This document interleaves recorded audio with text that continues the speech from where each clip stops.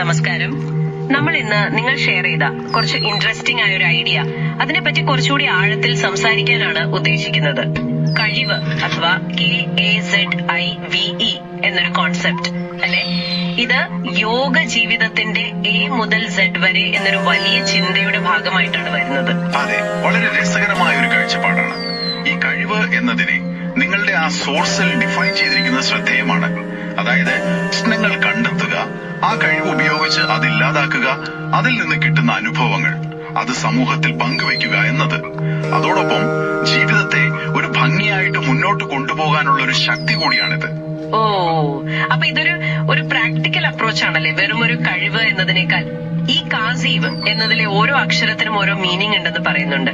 K knowledge അറിവ്, action പ്രവർത്തനം, പിന്നെ സീൽ ഉന്മേഷം, ഹാർമോണി യോജിപ്പ്, ഇൻസൈറ്റ് ഉൾക്കാഴ്ച, വെർച്വൽ സാങ്കേതിക വിദ്യ, എൻജോയബിൾ ആനന്ദം, എല്ലാം കൂടി ചേരുമ്പോഴാണ് ഈ കഴിവുണ്ടാകുന്നത്.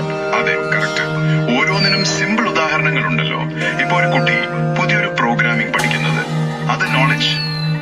അത് വെച്ചിട്ട് ഒരു ആപ്പ് ഉണ്ടാക്കുന്നത് ആക്ഷൻ. ശരി ശരി. ഒരു മ്യൂസീഷ്യൻ ഭയങ്കര ആവേശത്തോടെ പാട്ട് ചെയ്യുന്നത് സീൽ. ഒരു ടീം ഒരുമിച്ച് ഒരു ലക്ഷ്യത്തിന് വേണ്ടി വർക്ക് ചെയ്യുന്നത് ഹാർമണി.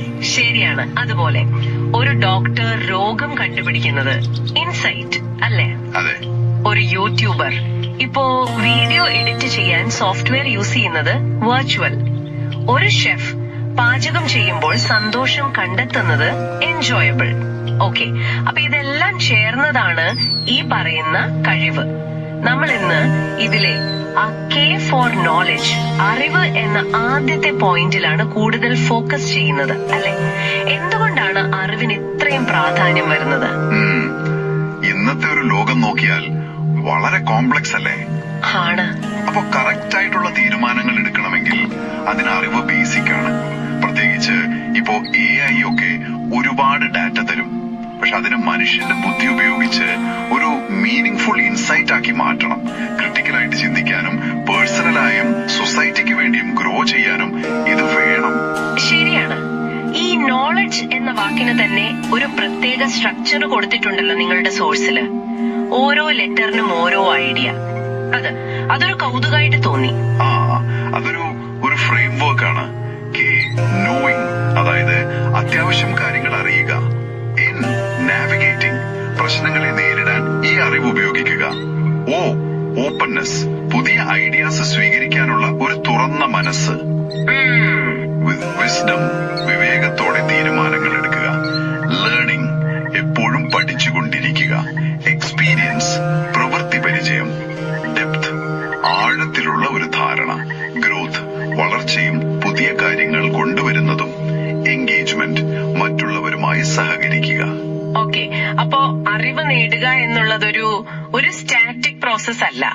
ഈ ഫ്രെയിംവർക്ക് പറയുന്നത് പോലെ നമ്മൾ കണ്ടിന്യൂസ് ആയിട്ട് പഠിക്കണം. ലേണിംഗ്, പുതിയ കാര്യങ്ങൾ അറിയണം. നോയിങ്, അത് പ്രയോഗിക്കണം. എക്സ്പീരിയൻസ്, വരുന്ന പ്രശ്നങ്ങളെ നേരിടണം. നാവിഗേറ്റിംഗ് അല്ലെ? അതെ. ഓൺലൈൻ കോഴ്സ് ചെയ്യുന്നത് അല്ലെങ്കിൽ പ്രോജക്റ്റ് ചെയ്യുന്നത്, പുതിയ ട്രെൻഡ്സ് നോക്കുന്നത്, ഇതൊക്കെ ഇതിന്റെ ഭാഗമാവും. തീർച്ചയായും. ഇതൊരു സൈക്കിൾ പോലെയാണ്. വിവരം ശേഖരിക്കുക, അനലൈസ് ചെയ്യുക, അപ്ലൈ ചെയ്യുക, റിസൾട്ട് നോക്കുക, ഷെയർ ചെയ്യുക. ആ സൈക്കിൾ ഇങ്ങനെ റൺ ചെയ്തുകൊണ്ടേയിരിക്കണം. ഇനി നമുക്ക് ഏറ്റവും ഒരു പ്രധാനപ്പെട്ട ഭാഗത്തേക്ക് വരാം. ഈ നോളജ് എന്ന ഫ്രെയിംവർക്കിനെ യോഗയുടെ 4 പ്രധാന പാതകളുമായിട്ട് എങ്ങനെ കണക്ട് ചെയ്യാം? Yoga is the A to Z of life എന്ന ആശയത്തിന്റെ കാതൽ ഇതാണെന്ന് തോന്നുന്നു. അതെ അതെ, അവിടെയാണ് ഇതിന്റെ ഒരു ഭംഗി. നമുക്ക് നോക്കാം. ഒന്നാമത്തത് ജ്ഞാനയോഗം, ധ്യാനയോഗ. ഇത് ശരിക്കും അറിവിന്റെ വഴിയാണ്. അപ്പോ ഈ നോളജ് ഫ്രെയിംവർക്കിലെ നോയിങ്, വിസ്ഡം, ഇൻസൈറ്റ്, ഡെപ്ത്, ഇതെല്ലാം ജ്ഞാനയോഗത്തിന്റെ ലക്ഷ്യങ്ങളുമായിട്ട് ഡയറക്ട്ലി ലിങ്ക്ഡ് ആണ്. ആത്മജ്ഞാനം നേടുക, റിയാലിറ്റി എന്താണെന്ന് മനസ്സിലാക്കുക, അതൊക്കെ. ഓക്കെ, അപ്പോ ജ്ഞാനയോഗം അറിവിന്റെ ആ ഒരു തലത്തിലാണെങ്കിൽ കർമ്മയോഗം പ്രവൃത്തിയുടേതാണല്ലോ. ഈ നോളജ് ഫ്രെയിംവർക്ക് അവിടെ എങ്ങനെ വരും? നല്ല ചോദ്യം. കർമ്മയോഗം, കർമ്മയോഗ, അത് നമ്മൾ നേടിയ അറിവിനെ ആക്ഷനിലൂടെ എക്സ്പ്രസ് ചെയ്യുന്നതാണ്. അപ്പോ ഈ ഫ്രെയിംവർക്കിലെ ആക്ഷൻ, എക്സ്പീരിയൻസ്, അത് ഇവിടെ വളരെ പ്രധാനമാണ്. ഫലത്തിൽ ഒരുപാട് ആശങ്കപ്പെടാതെ നമ്മുടെ അറിവ് വെച്ച് പ്രവർത്തിക്കുക പ്രവർത്തിക്കുക. അതാണ് കർമ്മയോഗത്തിന്റെ ഒരു രീതി. മനസ്സിലായി. ഇനിയിപ്പോ ഭക്തിയോഗവും രാജയോഗവും അവ എങ്ങനെയാണ് ഈ നോളജ് ഫ്രെയിംവർക്കുമായിട്ട് ചേരുന്നത്? ശരി, ഭക്തിയോഗം അത് സ്നേഹത്തിന്റെ ഡിവോഷന്റെ വഴിയാണല്ലോ. അപ്പോ നോളജ് ഫ്രെയിംവർക്കിലെ എൻഗേജ്മെന്റ്, അതായത് സഹകരണം, പിന്നെ ഓപ്പൺനെസ്, ആ തുറന്ന മനസ്സ്, ഇവയിലൂടെ നമ്മൾ നേടിയ അറിവിനെ സ്നേഹത്തോടെ സമൂഹത്തിന്റെ നല്ലതിനു വേണ്ടി ഉപയോഗിക്കുന്നത്, അത് ഭക്തിയോഗത്തിന്റെ ഭാഗമായിട്ട് കാണാം. ഒരു കൂട്ടായ്മ ഉണ്ടാക്കുന്നു. അവസാനമായിട്ട് രാജയോഗം, ഇത് മനസ്സിനെ കൺട്രോൾ ചെയ്യാനുള്ള വഴിയാണ്. ചിത്തവൃത്തി നിരോധം എന്നൊക്കെ പറയില്ലേ?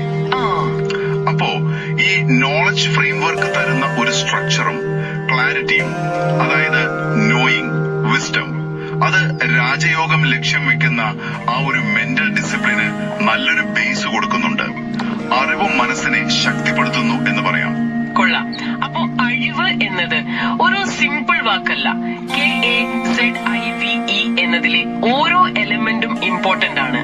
അതിൽ തന്നെ K ഫോർ നോളജ് എന്നതിന് ഇങ്ങനെ ഒരു ഡീറ്റെയിൽ സ്ട്രക്ചറും, ആ സ്ട്രക്ചറിനെ നമ്മുടെ പുരാതനമായ 4 യോഗ മാർഗങ്ങളുമായിട്ട് ഇങ്ങനെ ബന്ധിപ്പിക്കാൻ പറ്റുന്നു എന്നതും വളരെ ഇൻട്രസ്റ്റിംഗ് ആണ്. അതെ, ഈ ഒരു അനാലിസിസ് കാണിക്കുന്നത് അറിവ് നേടുന്നതും അത് ലൈഫിൽ പ്രാക്ടിക്കൽ ആക്കുന്നതും ഒരു ഹോളിസ്റ്റിക് പ്രോസസ് ആണെന്നാണ്.